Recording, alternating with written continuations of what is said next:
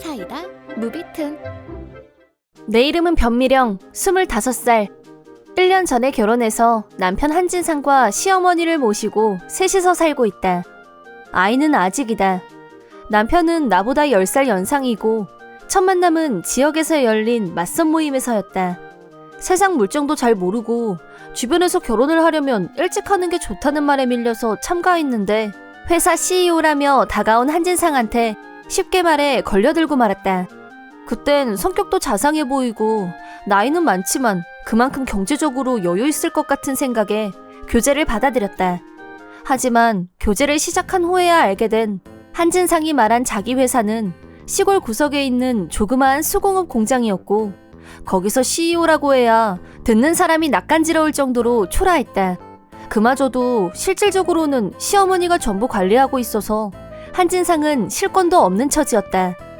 게다가 이 시어머니란 분이 또 만만치 않은 분으로서 결혼 전에도 몇 번 집으로 찾아가서 인사를 드렸지만 예의범절이 어쩌고 우리 집 며느리가 되려면 어쩌고 일장연설을 들어야 했다.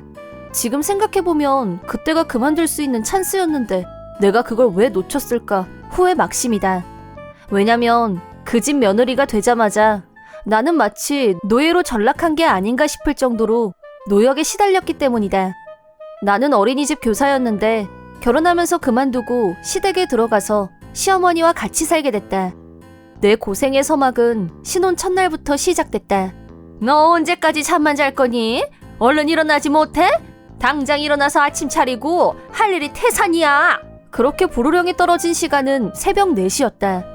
잠자기 전에 오늘 새벽 4시에 일어나야 한다는 말은 들은 적도 없었고 무슨 할 일이 태산인지도 몰랐다.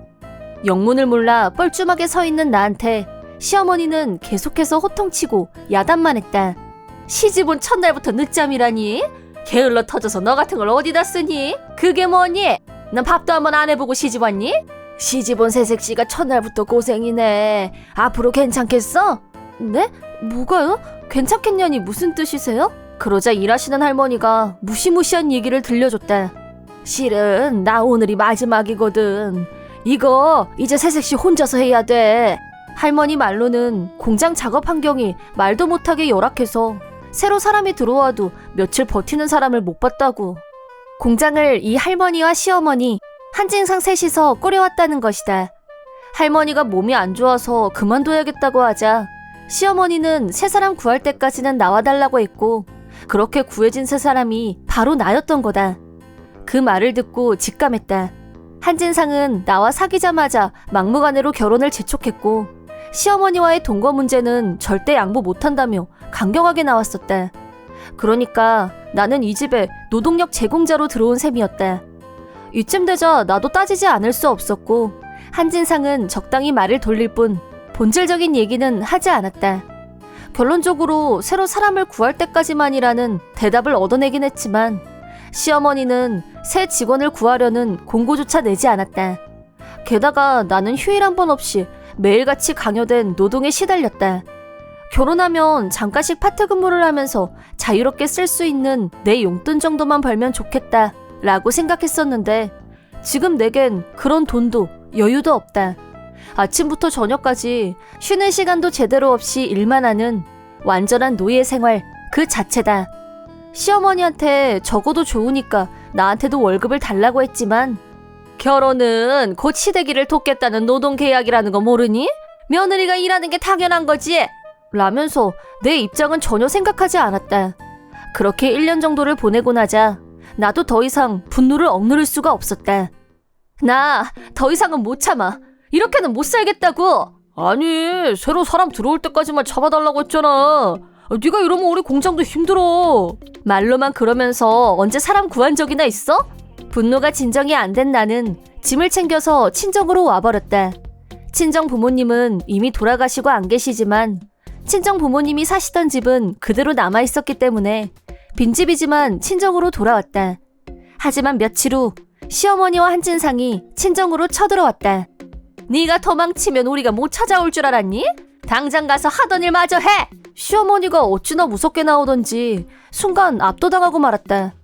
만약에 그때 나 혼자였다면 시어머니 기세에 밀려서 그 그대로 다시 시댁의 노예로 끌려가고 말았을 거다. 하지만 내게도 강력한 내 편이 있었으니 그건 바로 내 동생 호인이. 호인이는 변호사가 꾸민 법대생으로 아직 공부 중인 학생이었지만 막무가내인 시어머니한테 논리적으로 맞섰다. 무슨 용건이세요? 연락도 없이 무작정 찾아오셔서. 용건은 무슨 용건? 우리 며느리가 일은 안 하고 도망쳤으니까 찾으러 온 거지. 사정어른이 저희 누나를 상당히 부려먹고 있다고 들었는데요. 부려먹어? 결혼이란 건 원래 노동계약이나 다름없는 거야. 사돈 총각 같은 애송이가 뭘 알겠냐마는 그렇다는 것만 알아둬. 시어머니는 호인이를 완전히 애취급하면서 무시했다. 하지만 이때 호인이의 눈이 반짝하고 빛났다. 누나가 일한 만큼의 보수는 정당하게 지불하셨습니까? 식구들끼리 무슨 월급 타령이야? 며느리가 집안일 좀 도운 거 가지고. 하지만 사정어른이 방금 결혼은 노동계약이라고 하지 않으셨어요? 당연한 얘기를 왜 자꾸 시켜? 며느리가 됐으면 시댁에 들어와서 일하는 게 동서고금의 이치지. 그러니까 그 노동계약 말입니다. 의미는 알고 말씀하시는 겁니까? 무슨 말이 하고 싶어서 그래? 노동계약이란 즉 당연히 보수가 따르기 마련이란 말입니다. 본인 입으로 항상 해온 말인 것도 분명하고요. 뭐? 그 뭐냐 그래? 계약서를 쓴 것도 아닌데 무슨? 네? 고용계약서를 작성 안 하셨다고요? 그렇다면 노동계약 15조 위반에 해당되시겠네요. 이 경우엔 300만 원 이하의 벌금이 부과됩니다. 벌금? 다시 말해서 누나가 결혼해서 지금까지 일하고 받지 못했던 돈은 미지불 임금으로 구분됩니다. 미지불 임금의 청구권은 3년간 유효하기 때문에 전액 청구할 수 있습니다. 뭐라고? 그럼 그게 아니지. 계약은 아니지 그럼. 네? 아까하고 말씀이 틀리시네요. 이 대화는 전부 녹음 중입니다. 이번엔 위증죄를 범하셨네요. 그리고 매형은 이게 결혼 사기죄에 해당할 만한 일이라는 거 알고 계세요? 누나와 정상적인 부부로서가 아니라 처음부터 노동력을 이용할 개선이었다고 의심받을 가능성이 농후합니다. 뭐라고? 그때 우리 호인이 진짜 대박 멋있었다. 시어머니는 별 생각 없이 노동계약이란 단어를 습관처럼 썼고 그 덕분에 우리 쪽이 훨씬 유리한 고지를 차지했다. 어디서 말장난 잔치야? 시어머니는 분통을 터뜨리며 소란을 피웠지만 그럴 때마다 호인이가 나서서 조목조목 시어머니의 죄를 짚어주는 게 너무 웃겼다. 변변치 못한 년인 줄 알았더니 지렁이도 꿈틀댄다는 거야 뭐야? 어디서 건방지게. 네, 모욕죄 추가 구료기간이 연장될 거고요. 시끄러워! 이 새파랑이 어디서. 이건 폭력죄로 2년 이하의 징역 또는 300만 원 이하의 벌금형이 되겠습니다. 아니 좀! 짐승처럼 꾀꾀거리는 시어머니와 냉정하게 할 말만 하는 호인이의 투샷은 정말 혼자 보기 아까운 한편의 개그였다. 하지만 시어머니는 거기서 멈추지 않고 더 과격해졌다. 상대가 너무 빈틈없이 논리적으로 나오자 이성을 상실한 건지 우리 엄마 아빠 사진에 불을 붙이려고 했다. 당신들이 이런 딸을 낳은 것부터가 잘못이야. 어디서 저런 쓰레기 같은 걸 남의 집 며느리로 보내? 다 불질러버릴 거니까 저승에서라도 반성해. 엄마, 이거 너무 나갔어. 뭐 하시는 거예요? 호인아, 경찰! 바로 물을 뿌려서 진화시켰기 때문에 큰 불로 번지지는 않았지만 시어머니가 정신줄을 놓고 날뛰는 모습은 호러가 따로 없었다. 곧바로 달려온 경찰분들이 두 사람을 데리고 갔고 그 후 열린 재판에서 나에 대한 미지불 임금이 모두 인정되어 즉시 받아낼 수 있었다.